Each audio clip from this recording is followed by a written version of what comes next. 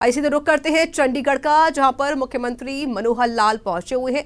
प्रगतिशील किसानों के साथ सीएम का संवाद कार्यक्रम किया जा रहा है। तस्वीर आप देखिए।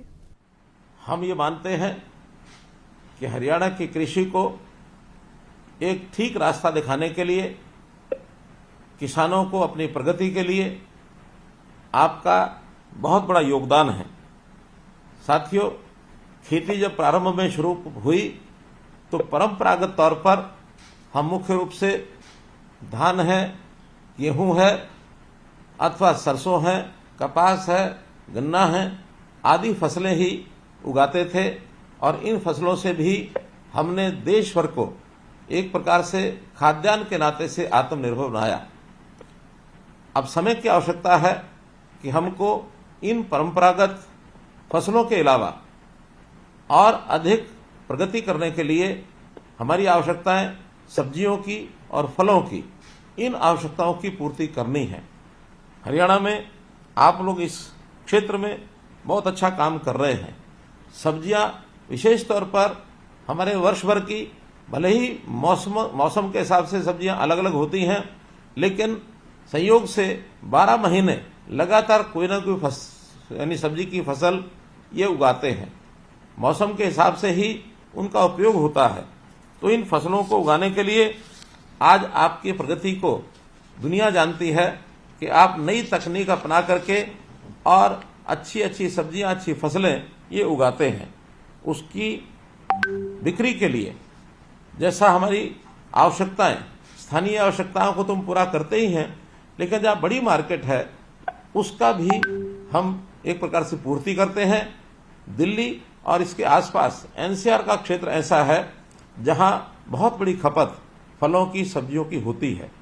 हम अपनी सब्जी और फल बेचने के लिए अभी तक तो आजादपुर मंडी इसके ऊपर निर्भर थे, लेकिन सौभाग्य है कि हमने हरियाणा में भी इस प्रकार की मंडियों का विस्तार करना शुरू किया है। उसमें गन्नौर में अंतर्राष्ट्रीय स्तर की फल और सब्जी मंडी ये हम बनाने जा रहे हैं।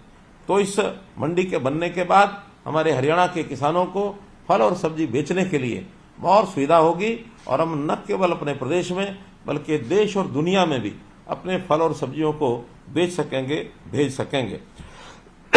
मित्रों, हम जो नई तकनीक और नए ज्ञान का उपयोग करते हैं अपने कृषि क्षेत्र को बढ़ावा देने के लिए, इसकी प्रेरणा अन्य किसानों को भी मिलती है और बहुत से किसान धीरे धीरे इस ओर आगे बढ़ रहे हैं कि फल और सब्जी की खेती करने के लिए पॉली हाउस है, हाईटेक ग्रीन नेट है, नेट हाउस है।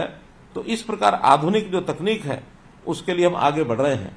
और प्रधानमंत्री जी ने हमें पानी की बचत करने के लिए भी जो एक फॉर्मूला दिया है कि पर ड्रॉप मोर क्रॉप, इस अवधारणा पर चलते हुए हमने ड्रिप सिंचाई, माइक्रो इरिगेशन, इसका भी जो उपयोग शुरू किया है, इसका बहुत बड़ा लाभ होगा। हमने वर्टिकल फार्मिंग की दिशा में भी बहुत सराहनीय काम किए हैं। सब लोग जैविक खेती की ओर भी बढ़ रहे हैं, क्योंकि बहुत बड़ा विशेष एक बात ध्यान करने की है कि हम फर्टिलाइजर्स का उपयोग केमिकल्स का करेंगे तो उससे जो हमारी क्वालिटी है प्रोडक्ट की, हमारी जो उपज की क्वालिटी है वो गिरती है, उसमें कुछ न कुछ कमी आती है, जिसके कारण से हमारा शरीर बीमारियों की तरफ भी आगे बढ़ता है। तो प्रधानमंत्री जी ने आह्वान किया है कि जैविक खेती की ओर आगे बढ़ें और हम जो है नेचुरल खेती, प्राकृतिक खेती, उसमें बढ़ करके रासायनिक उर्वरक और जो खतरनाक कीटनाशक हैं उनका उपयोग कम करें। तो इससे भी हमारा जो बहुत बड़ा लाभ एक होने वाला है। अपनी गौ आधारित खेती को हम लोग जितना ज्यादा करेंगे उतना ही अच्छी फसलें होंगी, उतना ही शरीर को लाभ होगा। जैसे हमारे भाई, किसान भाई, आप सब लोग फल और सब्जियों के माध्यम से अच्छी मेहनत करके और लाखों रुपया कमाते हैं, इससे हमारी जो हर किसान की आय दुगनी करने का जो टारगेट है वो भी निश्चित रूप से इसमें यानी प्राप्त होगा। कठोर मेहनत और आधुनिक तकनीक, नवाचार, ये सब हमारे काम के आधार बिंदु हैं। हम कई किसानों ने लीक से हट करके उपभोक्ताओं तक सीधा अपने उत्पाद पहुंचाए हैं और इसके अंदर फल और सब्जी न केवल सीधा बेचा है बल्कि वैल्यू एडिशन करके भी हमने कुछ उद्योग स्थापित करके और इन कामों को भी आगे किया है। इससे भी हमारी आमदन बढ़ी है। मित्रों, हरियाणा सरकार की नीतियां हमेशा किसान के साथ रही हैं, चाहे वो फसल की बुआई से पहले की कुछ आवश्यकताएं हों किसान की, अथवा फसल की बुआई के बाद हो, अथवा कटाई से पहले हो, कटाई के बाद हो, हर समय सरकार वो आपके साथ खड़ी है। अर्थात बीज से लेकर बाजार तक ये जो किसान के साथ हम खड़े हैं, ऐसी हमारी नीतियां हैं। हम प्रगतिशील जो किसान भाई बहन हैं, उनकी विकास यात्रा में सरकार बहुत प्रकार की योजनाएं बनाती है और इन योजनाओं के कारण से आपको उसका लाभ मिलता है। फल और सब्जी के अलावा मधुमक्खी पालन, इसमें भी हमने जो कार्यक्रम किया है, हमारा उत्कृष्ट केंद्र इजराइल की सहायता से रामनगर कुरुक्षेत्र के अंदर जो शुरू हुआ है, इसका अपना एक लाभ हुआ है। ऐसी जो योजनाएं हैं, इसमें सामान्य वर्ग के साथ साथ अनुसूचित जाति के जो लोग हैं वो इनको अपनाते हैं, खेती करते हैं, सब्जी अथवा फल उगाते हैं, तो उनके लिए विशेष योजना, विशेष लाभ ये उनको दिया जाता है। अगर सामान्य किसानों को 50% की सब्सिडी दी जाती है, तो अनुसूचित जाति के किसानों को 85% तक भी सब्सिडी ये दी जाती है।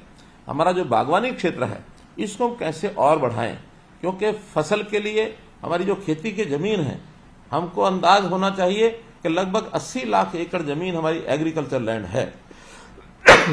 अभी इस समय इसमें बागवानी और खेती मात्र 7 लाख एकड़ अर्थात 7% ही लगभग इसका उपयोग हम करते हैं, लेकिन इसको बढ़ाने की आवश्यकता है।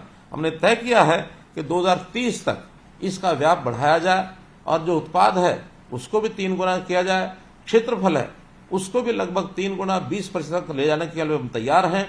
22 लाख एकड़ जमीन पर हम बागवानी और फलों की सब्जी, उस समय फलों की बागवानी और फल और सब्जी की खेती ये करने के लिए हम आगे बढ़ सकें, ऐसी हमारी योजना है। फूड प्रोसेसिंग नीति, ये पॉलिसी हमने बनाई है कि हम जो अपने उत्पाद हैं उसको वैल्यू एडिशन करके उसमें से कुछ उत्पाद बनाएं। इसके लिए भी सरकार की बहुत सी योजनाएं चल रही हैं और ये जो फूड प्रोसेसिंग नीति के माध्यम से जो हम उद्योगों की स्थापना करेंगे, उसमें जो हम सामान पैदा करेंगे, तो हमारी फसल की पैदावार की कीमत और अधिक हमको मिल सकेगी। ये उसके पीछे हमने एक प्रकार से योजना बनाई है। हमारे जो क्रॉप क्लस्टर डेवलपमेंट प्रोग्राम है, जो फसल समूह विकास कार्यक्रम के अंतर्गत, ये भी हरियाणा में 1763 गांव में 393 बागवानी फल समूह इनकी पहचान की गई है। हम FPOs अर्थात फार्मर्स प्रोड्यूसर ऑर्गेनाइजेशन ये भी बना रहे हैं। 1000 FPOs बनाने का हमारा लक्ष्य है, जिसमें से लगभग 700 के आसपास FPOs ये बनाए जा चुके हैं। प्रत्येक FPO में 300 किसान ये सदस्य होते हैं।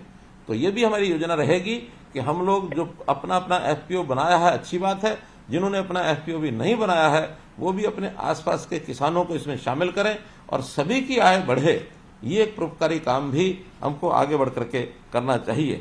हम सीधे प्रत्येक क्लस्टर में जो बनाए गए हैं उसके अंदर आपूर्ति श्रृंखला अर्थात सप्लाई चेन और इसी प्रकार से बागवानी उपज के लिए मार्केटिंग और किसान को सीधे बाजार से जोड़ने के लिए इंटीग्रेटेड पैक हाउस ये भी स्थापित किए जा रहे हैं। इस पर भी हमने 33 परियोजनाओं पर 94 करोड़ रुपए लगा करके इसको पूरा कर लिया है। लगभग 116 करोड़ लागत की अन्य 44 परियोजनाएं ये अब स्थापित की जा रही हैं, जो वर्ष के अंत तक ये पूरी हो जाएंगी। बहुत से हमारे फल हैं, जैसे आम है, अमरूद है, बेर है, चीकू, लीची, आंवला, नाशपाती, आड़ू, आलू बुखारा, केला, पपीता, सिट्रस फल, अंगूर, अंजीर व स्ट्रॉबेरी के बाग लगाने के लिए प्रति एकड़ लागत का 50% हम देते हैं। अनुसूचित जाति के लोगों के लिए ये प्रतिशत जो है 85% तक हम करते हैं। इसी प्रकार सब्जियों की खेती के लिए भी हमने एकीकृत मॉडल ये जो बनाया है, इस पर भी हम ये सब्सिडी देते हैं।